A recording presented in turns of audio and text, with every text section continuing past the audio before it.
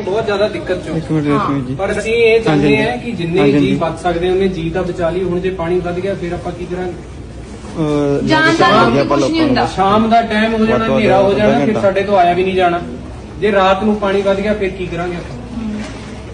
ਕੁਛ ਕਰਨ ਜੋਗੇ ਨਹੀਂ ਰਵਾਂਗੇ। ਹਜੇ ਹੁਣ ਆਪ ਆਏ ਆ ਅਸੀਂ ਚੱਲ ਕੇ, ਤੁਹਾਡੇ ਵਾਸਤੇ ਹੀ ਆਏ ਆ, ਤੁਹਾਨੂੰ ਲੈਣ ਹੀ ਆਏ ਆ। ਆਜੋ। ਜਾਨ ਨਾਲ ਉੱਤੇ ਕੁਛ ਨਹੀਂ ਹੁੰਦਾ, ਜਾਨ ਬਚ ਜਾਂਦੀ, ਬੰਦਾ ਸਭ ਕੁਝ ਬਣਾ ਲੈਂਦਾ ਹੈ। ਇੱਕ ਦੋ ਜੀ ਛੱਡ ਦੋ, ਕੋਈ ਗੱਲ ਨਹੀਂ, ਸਮਾਨ ਫੇਰ ਬਣ ਜਾਂਦਾ, ਕਿਤੇ ਨਹੀਂ ਜਾਂਦਾ।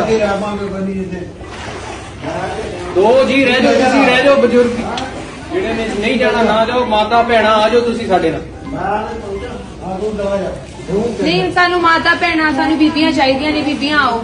ਜਿਹੜੇ ਛੋਟੇ ਜਵਾਕ ਹੈ, ਧੀਆਂ ਭੈਣਾਂ ਆਪਣੀਆਂ ਭੇਜ ਦੋ, ਧਿਆਨ ਹੀ ਰੱਖਾਂਗੇ ਅਸੀਂ, ਵਧੀਆ ਧਿਆਨ ਰੱਖਾਂਗੇ, ਗੁਰੂ ਘਰ ਰੱਖਾਂਗੇ, ਲੰਗਰ ਪ੍ਰਸ਼ਾਦਾ ਵੀ ਚੱਜ ਨਾਲ ਹੀ ਮਿਲੂਗਾ। ਹਾਂ, ਸ਼ਾਮਾਂ ਨੂੰ ਸਵੇਰੇ ਤੱਕ ਆ ਜਾਾਂਗੇ ਨਾ। ਜੇ ਪਾਣੀ ਘਟ ਜਾਊਗਾ ਤੁਸੀਂ ਇਹਨਾਂ ਕੋਲ ਫੋਨ ਹੋਊਗਾ, ਫੋਨ ਕਰਕੇ ਪੁੱਛ ਲਿਓ, ਅਸੀਂ ਆਪ ਛੱਡ ਜਾਾਂਗੇ। ਹਾਂ, ਇਹ ਜੀ ਕੋਈ ਗੱਲ ਨਹੀਂ।